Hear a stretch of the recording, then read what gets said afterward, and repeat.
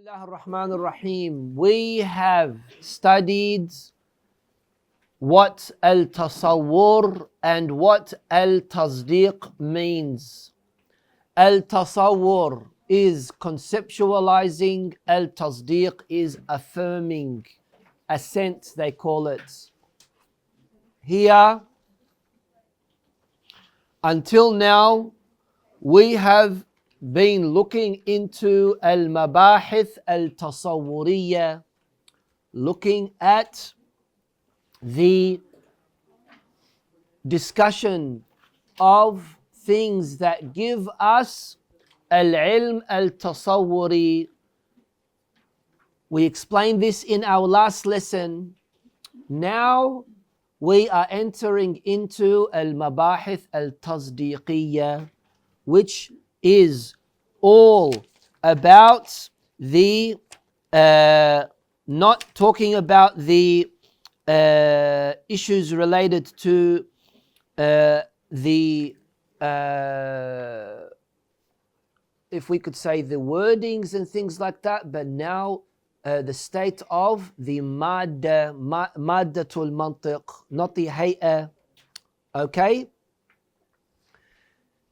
Now, when in this of course topic, I would also recommend, like I did in our last topic of al-had and al-rasm, to look it up in English and read through it.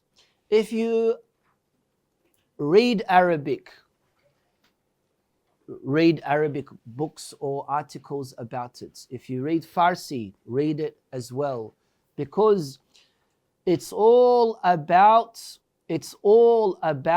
digesting the topic. You can't digest the topic in 15, 20 minutes of a lesson. I'm trying to be as brief as possible and trying to repeat. This is not the proper way of teaching, by the way. I don't do this usually. Repeat and repeat and repeat so we can drill this in our mind, because unfortunately, majority of you are not putting enough effort in logic. Why am I insisting? Because I would love for you to all continue with me in our journey of talabul ilm, of seeking knowledge, and a lot of what we will be studying in the future depends on logic. So later on, when we enter into philosophy or into usul al-fiqh or into mysticism, irfan, and I say this is, for example, something related in logic, and then you're scratching your head and you say, and you have no idea what I'm talking about. That's not good, because that means you will not have the sufficient comprehension of what it is that you need to understand for that lesson or for that course. Okay? So that's why I'm asking you, I am begging you all to invest some time. You don't need too much. While you're watching your Netflix and John Wick #4 and whatnot, right? Who watched John Flick? Me, I watched it. Very good. John Flick? Very nice. There's no such thing as John Flick. John Stick. Yeah. Please, okay? I repeat this all the time. I'm repeating it again as well. Now, we have something which we, in a sentence, right? Which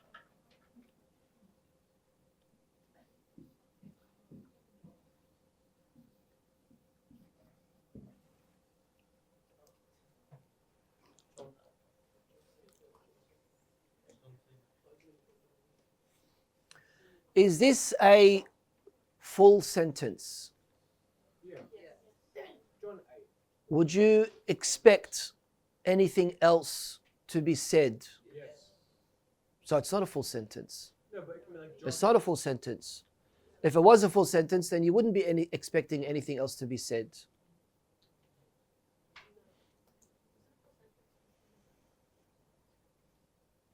So what is it then? It's a bit of both, because It could be John 8, but then if you want to know more, you can write what's more, and you can write John 8 food. Okay. It's a statement. Okay. So here we have something which is called the subject, and we have something which is called the predicate. Anyone knows what the subject here is and what the predicate here is? The subject is John, the predicate is 8. You guessing or you know? The subject is John. All right. We're talking about John here, right? Yeah.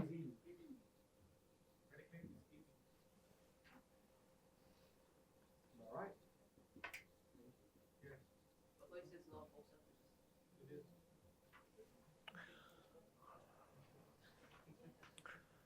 So, in, of course, any language, there are different types of sentences, obviously. In any language, there are different types of sentences. Some sentences you comprehend and you understand immediately. Some sentences you need further clarification and explanation. Some sentences are what we call conditional sentences. Jumla shartiyya. If you eat, you will get fat. Right? I can't just say if you eat and stop there. Jumla shartiyya, which means that there is a shart and there is a jaza, right? There is a condition and there is the consequences of that condition, right? So there are also sentences where it's just made up of one word, sit, right? There are also sentences that you can understand that are statements. There are some sentences that you can evaluate whether it is truthful or whether it is false. There are some sentences that have nothing to do with being true or false, right? If I say, Ali went to the park, can that be true or can that be false? True. It can be true and false, because you can be lying. True or false, not and false. True or false. Yeah, right.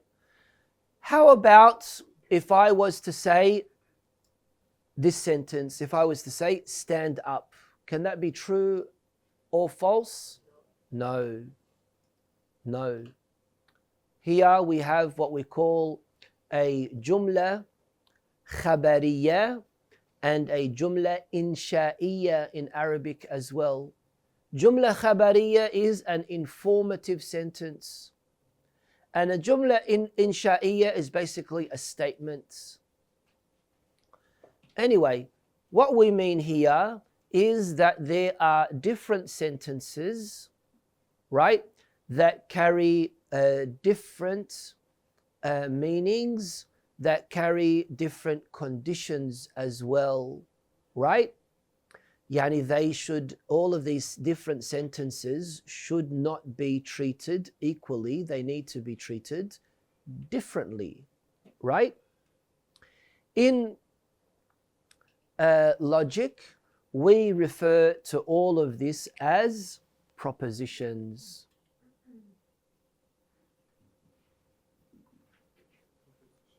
Proposition. Did I spell that right? What is that? T. Cross there. It's a cross. Right? In Arabic, we say qadiyya.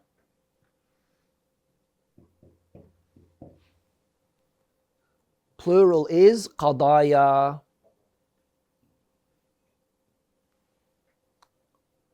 Okay? Where's Fatima? She left. Sure, is her stuff still here? Okay.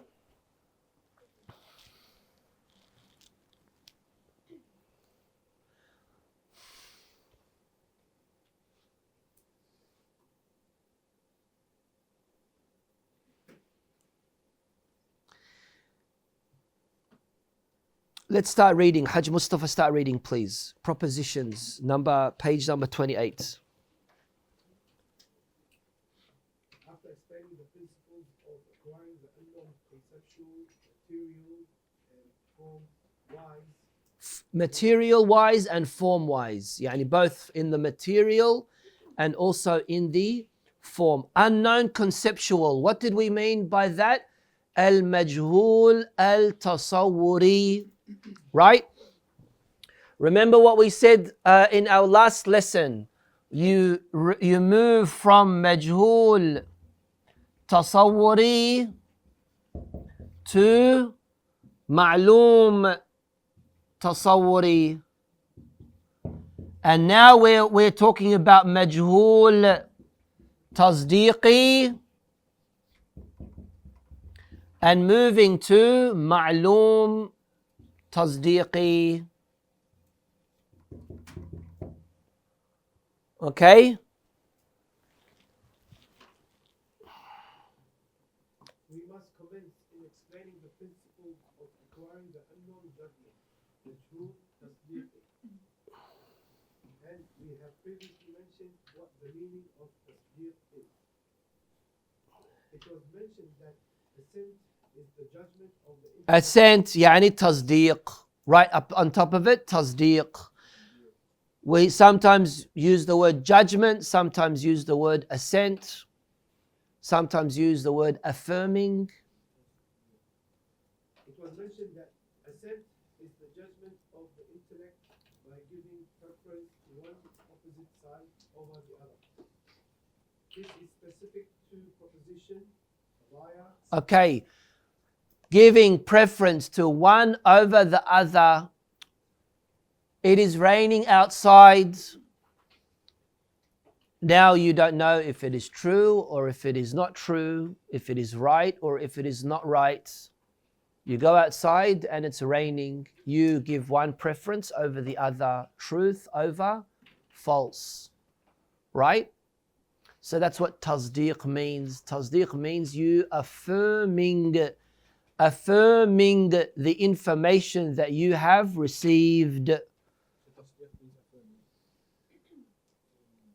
Right? Carry on.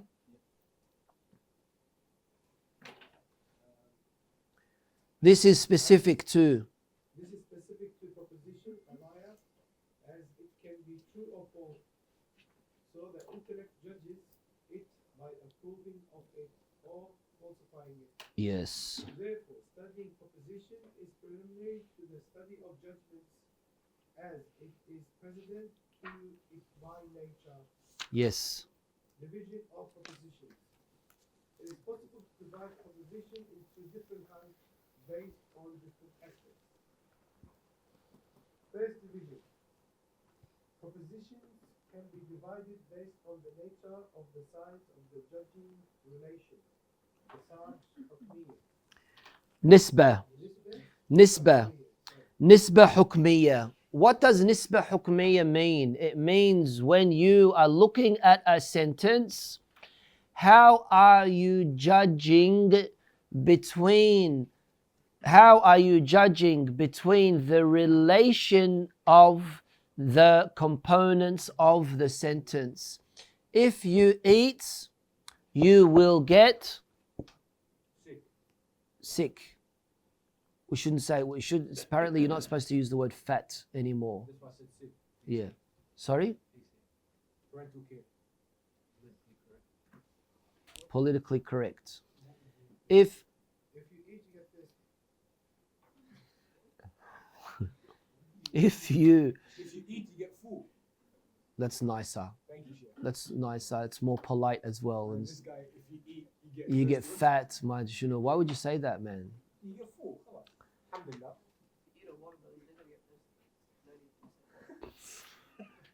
Okay.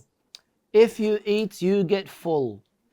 Here, what is the nisbah hukmiyya between this? Yani, what is the relation between the components of this sentence that lead you to make a judgment? Right?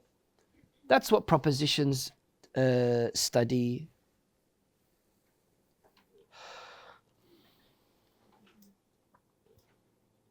Proposition can be divided based on the nature of the sides of the judging relation to categorical, attributive, hamliya, or conditional, shartiyya. Okay, so there is a qadiyya hamliya and there is a qadiyya shartiyya. Qadiyya hamliya and qadiyya shartiyya. Qadiyya shartiyya or jumla shartiyya, as we explained, if you do this, then this happens. Yani there is a shart and there is a jaza or consequence of the shart. Qadiyya hamliya is now you attributing something to something else. That's all it is. Just a normal kind of sentence. Carry on. Categorical proposition. A proposition that results in proving something for something else or negating from it. So, categorical proposition. Right next to it, qadiyya hamliya.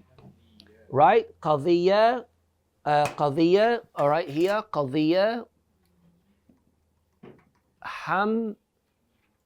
hamliya. Proposition. No, categorical. Categorical hamliya, conditional shartiyya. It is constructed of three parts. So subject, predicate, and the judging relation. Subject, mawdu', that which is judged with either. So most of the sentences that we use, for example, right? Ash-shamsu tali'atun. The sun is out. That's a qadiyya hamliya. Right? You're just informing something about something else. Here you've got the mawdu'. What did we say mawdu' was? Subject. We also have the mahmul. What's the mahmul? The predicate. Predicate, يعني حملت you're ihmeling something on the subject. You're ihmeling something on the subject. What's hamil mean? Don't say pregnant.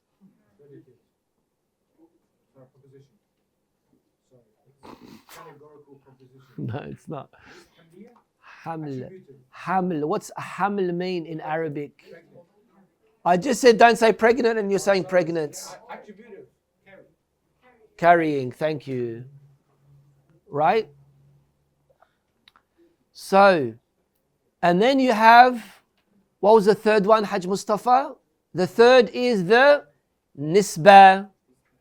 The nisba, yani the relation between the mawdu' and the mahmul. Right? So these are the three parts that it is made up of. Carry on. Subject, mawdu', that which is judged with either affirmation or negation.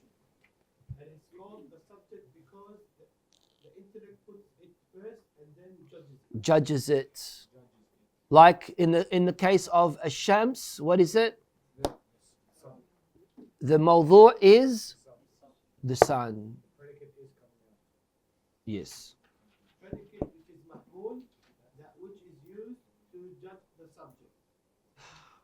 The judging relation, nisba clear, that which connects between the subject and the predicate, and without it the proposition would not occur. Yes. Sometimes this can be indicated by an expression, and it's called the kapula.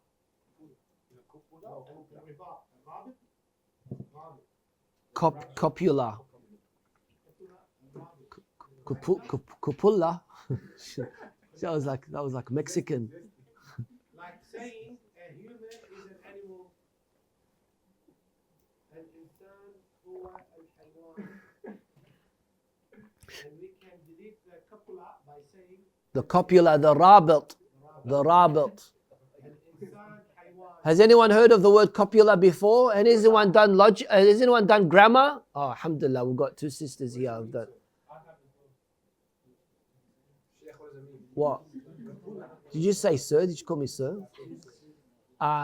It's the rabat, it's the connection between.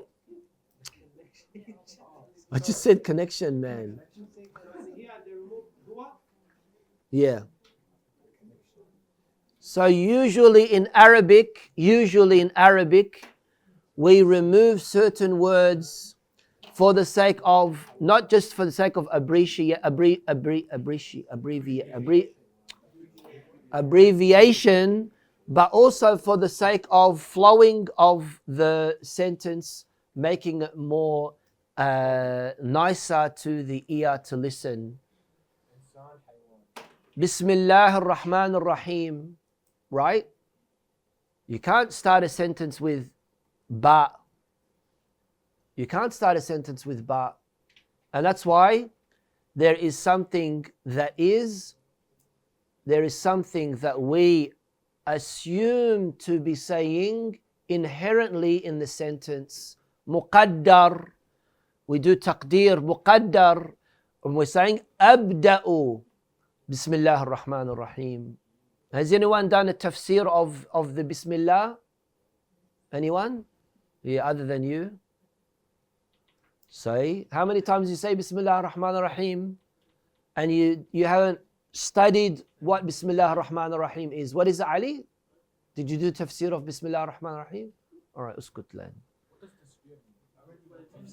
تفسير تسفير ليش مسفر انت راح يسفروك are they going to deport you tafsir means the commentary and explanation of Quran al-Kareem.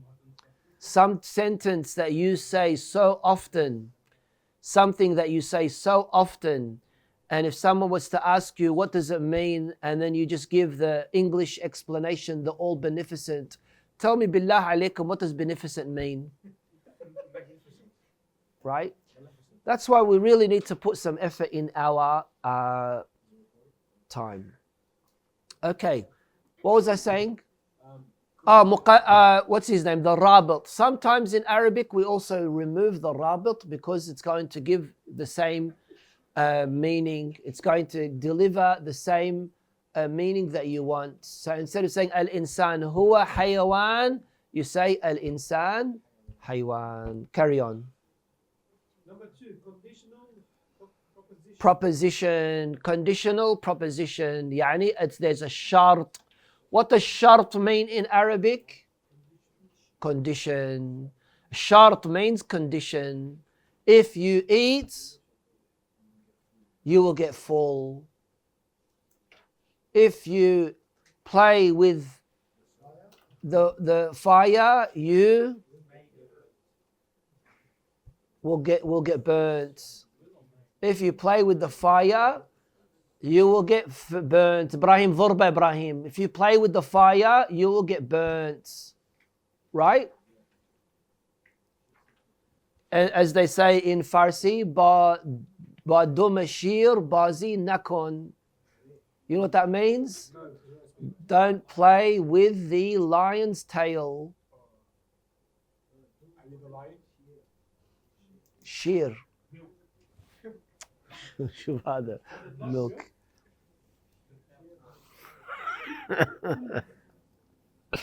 يلا اقرأ please حج مصطفى.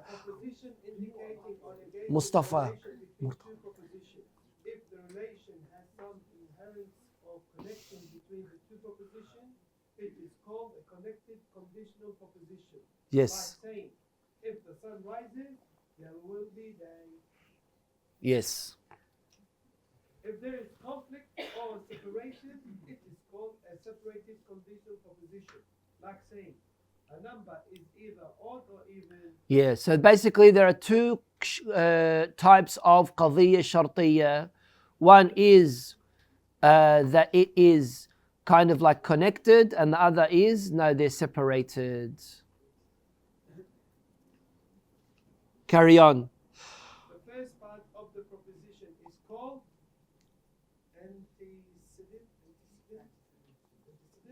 muqaddam. The sun is out, a number is odd.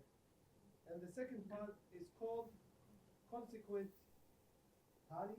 تالي المقدم التالي.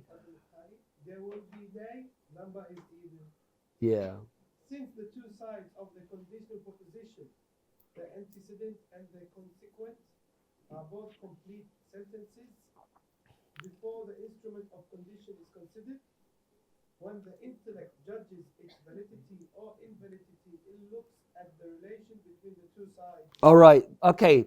Now look at the ayah here. It says, "Lo, Bismillah ar-Rahman ar-Rahim. Lo kana fihima alihatan illallah la fasadata alihatun." Sorry. لو كان فيهما آلهة إلا الله لفسدتا. We studied this ayah when we were looking at the possibility of there being more than one God, and we said in theology that there will become absolute chaos if there was going to be more than one God. Here, what kind of jumla is this? What kind of qadiyya is this? Qadiyya shartiyya. Qadiyya shartiyya. Yani if there were more than one God, what's the consequence? What's the tali? There will be disorder and chaos. Walhamdulillahi Rabbil Alameen. Wassalatu wassalamu ala Muhammad wa alihi tahirin.